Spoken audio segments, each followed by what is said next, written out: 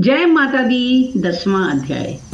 शुंभवध। मैं मस्तक पर अर्ध चंद्र धारण करने वाली शिव शक्ति स्वरूपा भगवती कामेश्वरी का हृदय में चिंतन करती हूँ। मैं तपाए हुए स्वर्ण के समान सुंदर है। सूर्य, चंद्रमा और अग्नि यही तीन उनके नेत्र हैं तथा वे अपने मनोहर हाथों में धनुष, बाण, अंकुश, पाश और शूल धारण किए हुए हैं। ऋषि कहते हैं, राजन, अपने प्राणों के समान प्यारे भाई निशुंभ को मारा गया देख और सारी सेना का संहार होता जान शुंभ ने कुपित होकर कहा, दुष्ट दुर्गे, तू बल के अभिमान में आकर झूठ मूठ का घमंड न दिखा। तू बड़ी मानिनी बनी हुई है किंतु दूसरी स्त्रियों का बल का सहारा लेकर लड़ती है। देवी बोली, ओ दुष्ट, मैं अकेली ही हूँ। इस संसार में मेरे सिवा दूसरी कौन है? देख, ये मेरी ही विभूतियां हैं, अतः मुझ में ही प्रवेश कर रही हैं। तदनंतर ब्रह्मानी आदि समस्त देवियां अंबिका के शरीर में लीन हो गईं। उस समय केवल अंबिका देवी ही रह गई। देवी बोली, मैं अपनी ऐश्वर्य शक्ति से अनेक रूपों में यहाँ उपस्थित हुई थी। उन सब रूपों को मैंने समेट लिया। अब अकेली ही युद्ध में खड़ी हूँ, तुम भी स्थिर हो जाओ। ऋषि कहते हैं, तदनंतर देवी और शुंभ दोनों में सब देवताओं तथा दानवों को देखते देखते भयंकर युद्ध छिड़ गया। बाणों की वर्षा तथा तीखे शस्त्रों एवं दारुण अस्त्रों के प्रहार के कारण उन दोनों का युद्ध सब लोगों के लिए बड़ा भयानक प्रतीत हुआ। उस समय अंबिका देवी ने सैकड़ों दिव्य अस्त्र छोड़े। उन्हें दैत्यराज शुंभ ने उनके निवारक अस्त्रों द्वारा काट डाला। इसी प्रकार शुंभ ने भी जो दिव्य अस्त्र चलाए उन्हें परमेश्वरी ने भयंकर हुंकार शब्द के उच्चारण आदि द्वारा खिलवाड़ में ही नष्ट कर डाला। तब उस असुर ने सैकड़ों बाणों से देवी को आच्छादित कर दिया। ये देख क्रोध में भरी हुई उन देवी ने भी बाण मारकर उसका धनुष काट डाला। धनुष कट जाने पर फिर दैत्यराज ने शक्ति हाथ में ली, किंतु देवी ने चक्र से उसके हाथ की शक्ति को भी काट गिराया। तत्पश्चात दैत्यों के स्वामी शुंभ ने 100 चांद वाली चमकती हुई डाल और तलवार हाथ में लेकर उस समय देवी पर धावा बोला।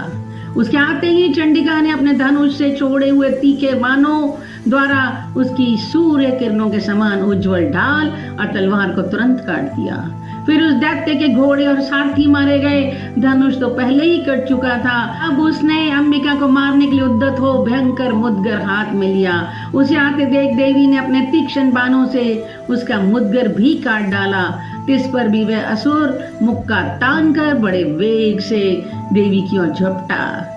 उस दैत्यराज ने देवी की छाती में मुक्का मारा। अब उन देवी ने भी उसकी छाती में एक चांटा जड़ दिया। देवी का थप्पड़ खाकर दैत्यराज शुंभ पृथ्वी पर गिर पड़ा, किंतु पुनः सहसा पूर्ववत उठकर खड़ा हो गया। फिर वह उछला और देवी को ऊपर ले जाकर आकाश में खड़ा हो गया। तब चंडिका आकाश में भी बिना किसी आधार के ही शुंभ के साथ युद्ध करने लगी। उस समय दैत्य और चंडिका आकाश में एक दूसरे से लड़ने लगे।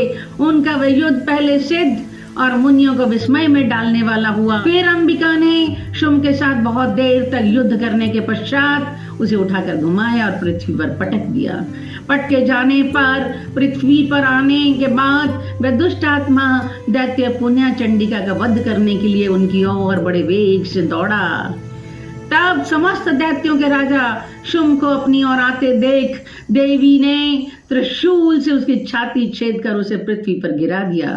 देवी के शूल की धार से घायल होने पर उसके प्राण पखेरु उड़ गए और वह समुद्रों, द्वीपों तथा पर्वतों सहित समूची पृथ्वी को कंपाता हुआ भूमि पर गिर पड़ा। तदनंतर उस दुरात्मा के मारे जाने पर संपूर्ण जगत प्रसन्न एवं पूर्ण स्वस्थ हो गया तथा आकाश स्वच्छ दिखाई देने लगा। पहले जो उत्पात सूचक मेघ और उल्कापात होते थे वे सब शांत हो गए और उस दैत्य के मारे जाने पर नदियां भी ठीक मार्ग से बहने लगी। उस समय शुंभ की मृत्यु के बाद संपूर्ण देवताओं का हृदय हर्ष से भर गया और गंधर्वगण मधुर गीत गाने लगे। दूसरे गंधर्व बाजे बजाने लगे और अप्सराएं नाचने लगी। पवित्र वायु बहने लगी। सूर्य की प्रभा उत्तम हो गई। अग्नि ज्वाला की बुझी हुई आग अपने आप प्रज्वलित हो उठी तथा संपूर्ण दिशाओं के भयंकर शब्द शांत हो गए।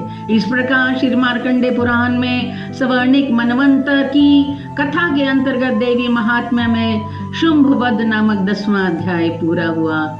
जय माता दी।